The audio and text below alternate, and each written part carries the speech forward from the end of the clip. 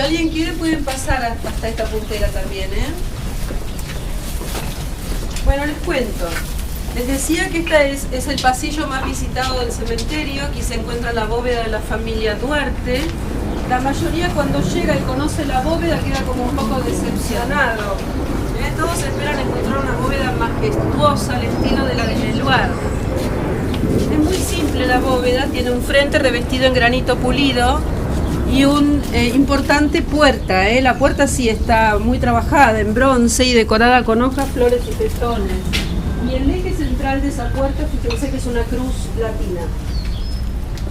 Está rematada por un brasero hecho en bronce que simboliza la eternidad.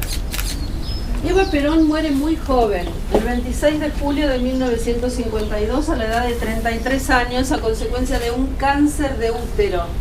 Era la primera dama, estaba casada con el general Juan Domingo Perón, a quien va a acompañar durante toda la primera presidencia actuando en el área de acción social. Era la mujer más amada pero también la más despreciada de la Argentina, generaba odios y amores a la par. Cuando ella muere, su cuerpo fue embalsamado por orden de su esposo. Está en el segundo subsuelo, más o menos a la altura de la mitad del pasillo. Tiene el escudo nacional hecho en bronce, el ataúd, y está cubierto con la bandera argentina, porque ella recibió honores fúnebres a la altura de un primer mandatario. Nunca tuvo ningún cargo público, pero siendo la primera dama tenía más poder que si tuviera cualquier cargo público. Bueno, saquen las fotos y ahora salimos por el pasillo paralelo a este y nos reagrupamos en la calle por la cual veníamos caminando, y ahí les cuento el derrotero del cadáver de Eva Perón, que es lo que todos quieren escuchar siempre. O la mayoría por lo menos, ¿no?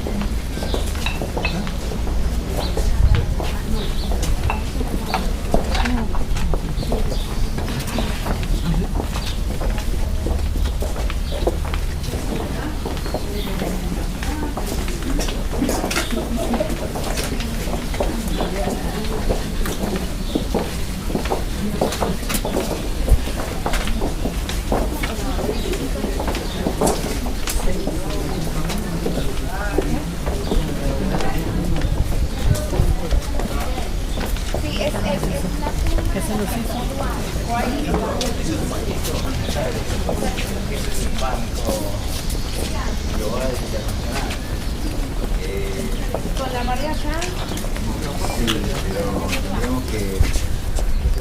Ponemos acá. ¿A la sombra les gusta más o al sí, a la sombra? Bueno, por eso. Mejor sombra y después cuando quieren tomar sol, toman. Porque vieron que el tema del sol es bastante delicado. Más hasta ahora, ¿no? A pesar de que recién empieza la presencia.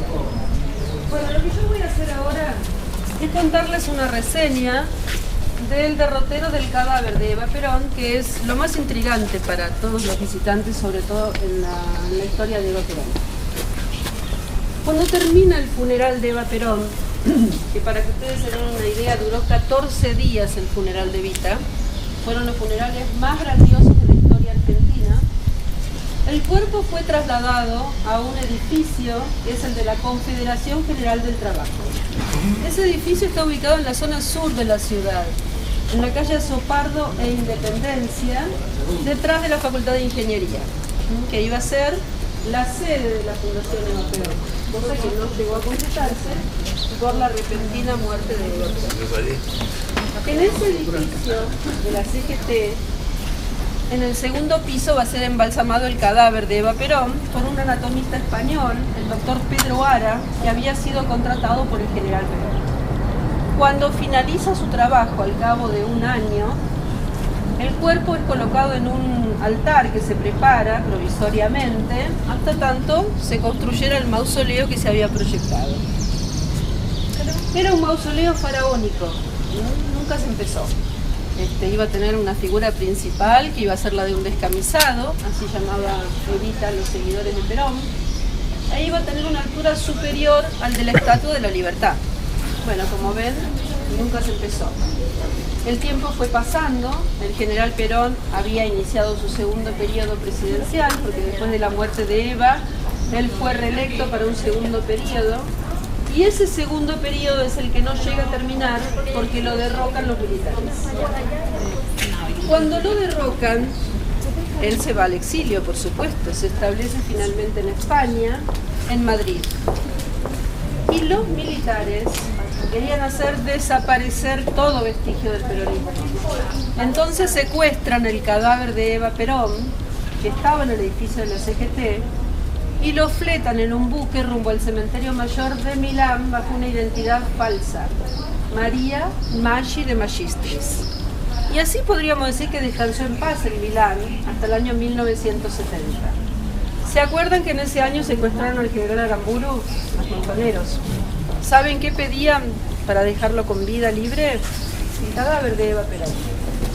Entonces, quien era en ese momento el jefe del ejército, aquí en Buenos Aires, el general Alejandro Agustín Lanusse, le va a devolver al general Perón en España el cadáver de su ex esposa, de Evita.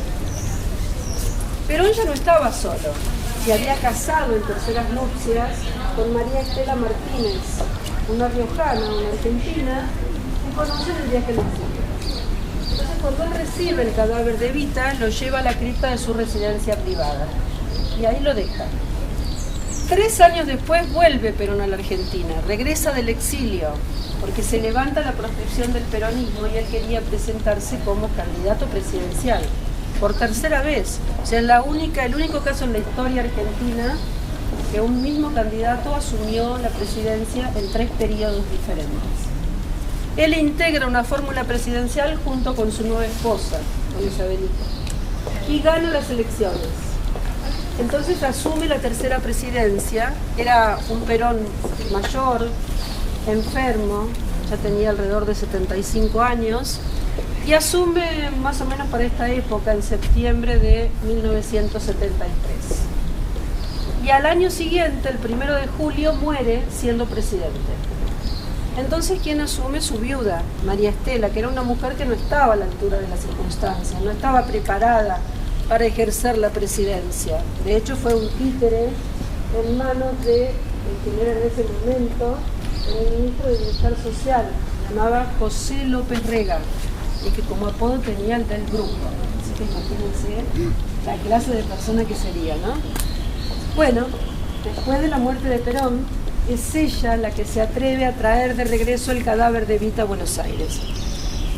Cuando llega, estamos hablando ya de noviembre de 1974, lo lleva a la cripta de la residencia presidencial de Olivos, porque siendo presidente, ella vivía en la quinta presidencial. Acá los presidentes tienen la residencia presidencial en la zona norte, en Olivos.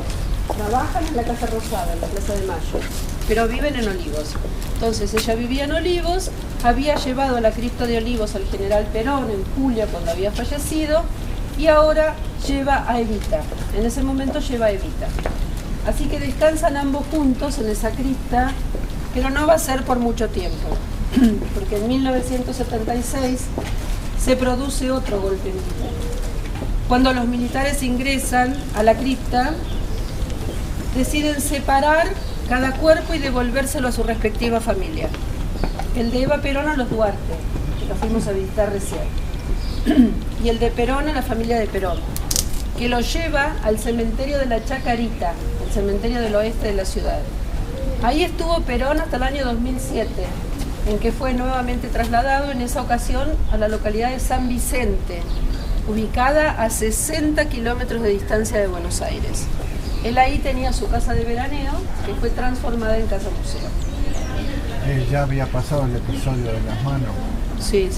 El episodio de las manos había tenido lugar cuando Perón estaba en el cementerio de la Chacarita, profanaron la tumba de Perón, creo que fue en el año 1987, y le cercenaron las manos con una sierra eléctrica, con una sierra quirúrgica en realidad. Nunca se supo quiénes fueron los que llevaron a cabo ese atentado, ¿no? Se pidió rescate por las manos, pero bueno, ya les digo, nunca quedó aclarado, lo cual dio lugar a numerosas historias que estaban relacionadas sobre todo con el oro nazi, con la administración de cuentas en Suiza. Sí, pero usted imagínese operando una cuenta bancaria en Suiza con una mano cortada, es imposible, por más que sea una época pasada. cierto, son todas leyendas. ¿Por qué medio asumió la presidencia? ¿Fue por votación popular? ¿Sí? Perón, Sí. siempre que fue presidente, Su segunda esposa. su segunda esposa, y Subió sí, con él. subió con él cuando integraba la fórmula Perón-Perón. Sí, por supuesto que reemplazó al presidente siendo la vicepresidente. Por eso, en realidad, si uno quiere hilar finito, la primera presidente mujer de la Argentina elegida con el voto popular y mayoritario es la doctora Cristina Fernández de Kirchner. No quiero decir con esto que no la hayan elegido a Isabel, porque la votaron, pero si Isabel iba sola, no la iban a votar. Isabel fue con Perón, por eso la votaron. Bueno, además, imagínense ustedes, el pueblo quería a Evita como vicepresidenta de la fórmula cuando Perón fue reelecto. Bueno, no se dio por varias circunstancias, ¿no? O sea, Evita estaba muy enferma ya, con ese diagnóstico con ese diagnóstico malo, y además los militares nunca se lo hubieran permitido a Perón que ella fuera la vicepresidente, porque Evita era todo lo opuesto a lo que se aceptaba en ese momento. Era hija natural, artista, y eso no caía bien en esa sociedad de esos años. Así que también es un poco inexplicable el hecho de que Evita descanse en el cementerio de la Recoleta, que es el cementerio de la oligarquía, la clase a la cual ella se oponía. Está rodeada de todos sus enemigos y él la va a visitar. Bueno, eso es una cuestión que está relacionada más con el tema que una de las hermanas de Eva Perón, Elisa Duarte, compró esta bóveda en el año 1951 cuando ella queda viuda del mayor Alfredo Arrieta. Entonces la pone a nombre de la familia Duarte.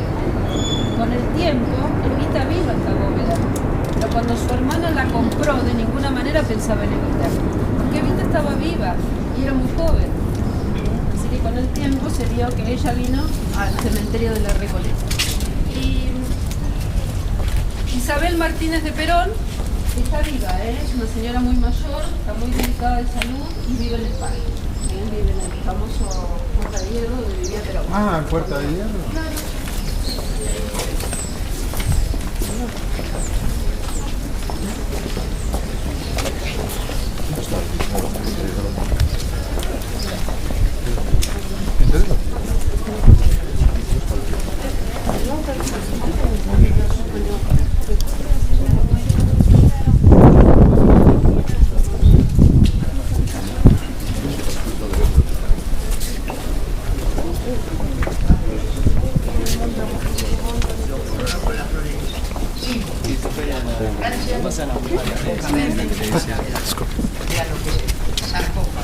Y no hay una historia del príncipe. El 31 de mayo de 1902 fue enterrada viva. Sobre la sopa, me parece que